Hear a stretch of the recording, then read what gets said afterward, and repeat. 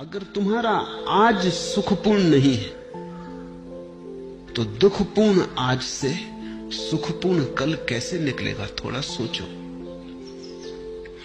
आज कहीं आकाश से थोड़ी आया है, तुम्हारे भीतर से आया है। तुम्हारा आज अलग है, मेरा आज अलग है। कैलेंडर के धोखे में मत पड़ना। कैलेंडर पर तो तुम्हारा भी आज वही नाम रखता है, मेरा आज भी वही नाम रखता है, लेकिन यहां तुम जितने लोग बैठे हो इतने ही आज है। पूरी पृथ्वी पर जितने लोग हैं इतने आज है। और अगर तुम पशु पक्षियों और पौधों को भी गिनो तो उतनी ही संख्या है। कैलेंडर बिल्कुल झूठ है। उससे ऐसा लगता है एक ही दिन है सबका। रविवार तो सभी का रविवार जरूरी नहीं है। किसी की जिंदगी में सूरज उगा हो तो रविवार, और किसी की जिंदगी में अंधेरा हो तो कैसा रविवार।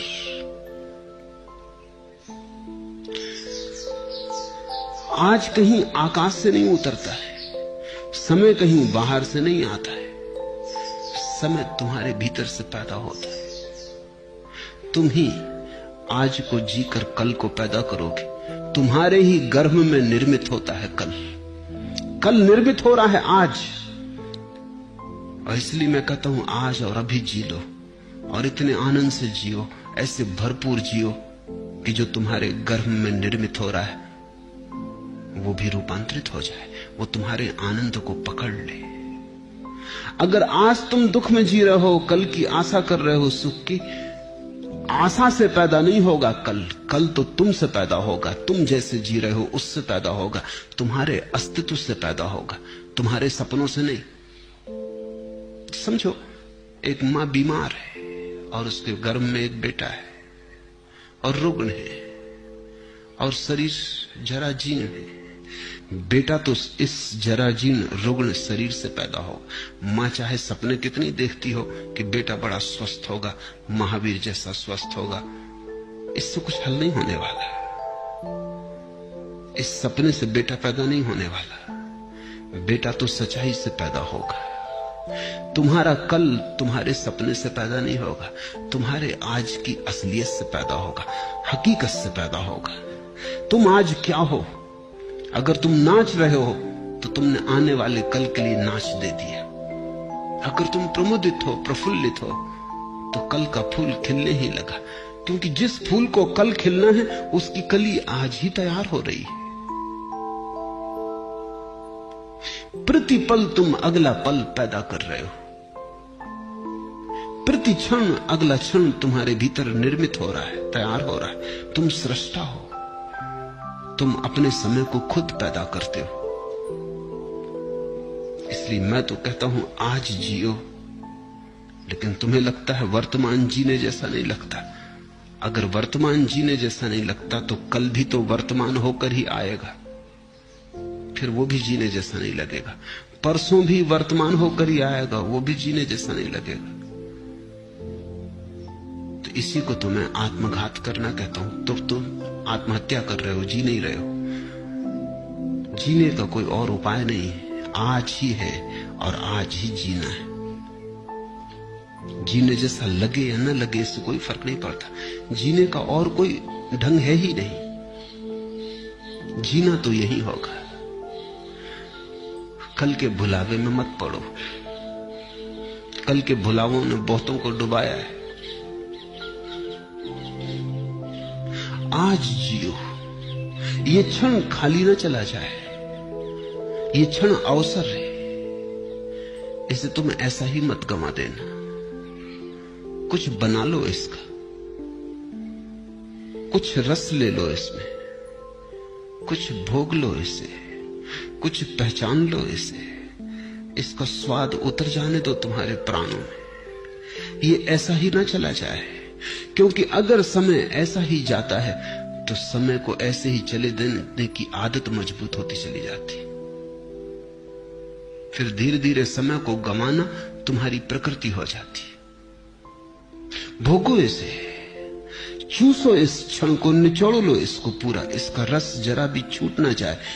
यही परमात्मा के प्रति धन्यवाद है, क्योंकि उसने तुम्हें अवसर दिया, जीवन दिया, और तुमने ऐसे ही गंवा दिया। परमात्मा तुमसे ये न पूछेगा। यहूदियों की किताब है तालमुद, बड़ी अनूठी किताब है। दुनिया में कोई धर्मशास्त्र वैसा नहीं।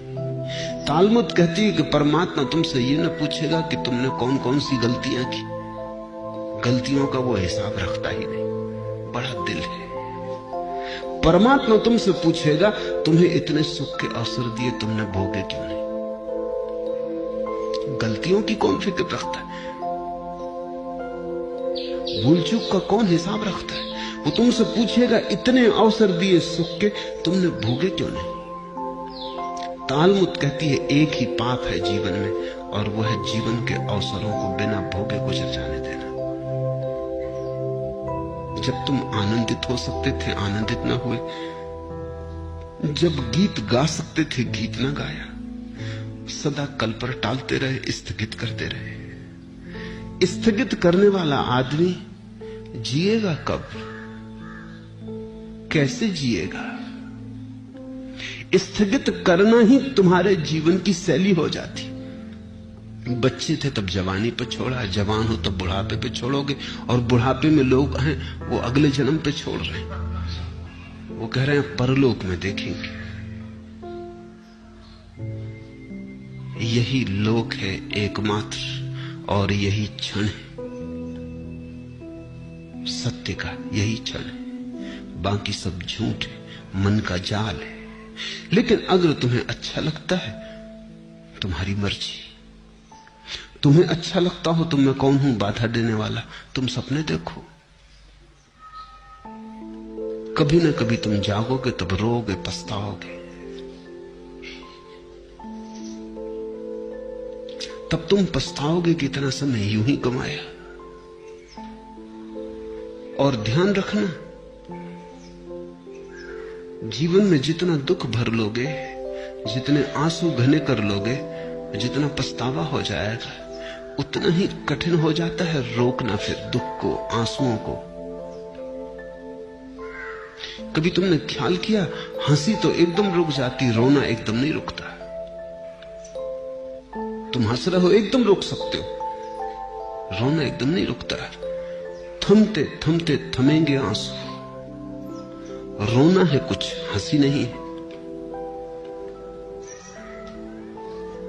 दुख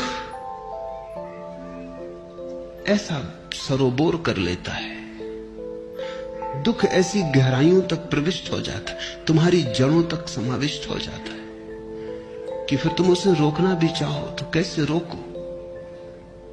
थमते थमते थमेंगे आंसू। रोना है कुछ, हंसी नहीं है। ये कोई मजाक नहीं है कि रो लिए और रोक लिए। ये कोई हंसी नहीं है कि हंस लिए और रोक लिए। हंसी तो तुम्हारी ऊपर ऊपर होती, रुक जाती। रोना बहुत गहरे चला जाता है। रोना तुम्हारे जीवन में सब तरफ भर जाता है। और रोज रोज अगर तुम रोने को इस तरह संभालते गए और जीने को कल पे टालते गए, तुमने कहा हंसेंगे कल, रोएंगे आज, और तुम जो दलील दे रहे हो वो दलील ये है कि अपना वर्तमान तो सुखद मालूम नहीं पड़ता, इसलिए सुखद सपने देखेंगे। सुखद वर्तमान क्यों नहीं है ये पूछो। इसलिए नहीं है कि कल भी तुमने सपने देखे थे आज के, और कल का दिन गंवा दिया जिसमें आज सुखद हो सकता था, जिसमें आज की आधारशिला रखी जा सकती थी। कल तुमने गंवा दिया इसलिए आज दुखद है, और तुम यही दलील दे रहे हो कि हम आज को भी गंवाएंगे क्योंकि कल का सपना अच्छा मालूम पड़ता। तुम्हारी मर्जी, गणित साफ है। फिर मुझसे मत कहना कि हमें किसी ने चेताया नहीं। तुम्हें यह मौका न मिलेगा कहने का, यह ध्यान रखना कि हमें किसी ने चेताया नहीं। दूसरों को तो यह भी सुविधा है कहने की कि उन्हें किसी ने चेताया नहीं, लेकिन मैं तुम्हें रोज चेता रहा हूं। मेरी बातों को इतने प्रेम और शांति से सुना, उसके लिए बहुत बहुत अनुग्रहित हूं। और अंत में सबके भीतर बैठे परमात्मा को प्रणाम करता हूं। मेरे प्रणाम स्वीकार।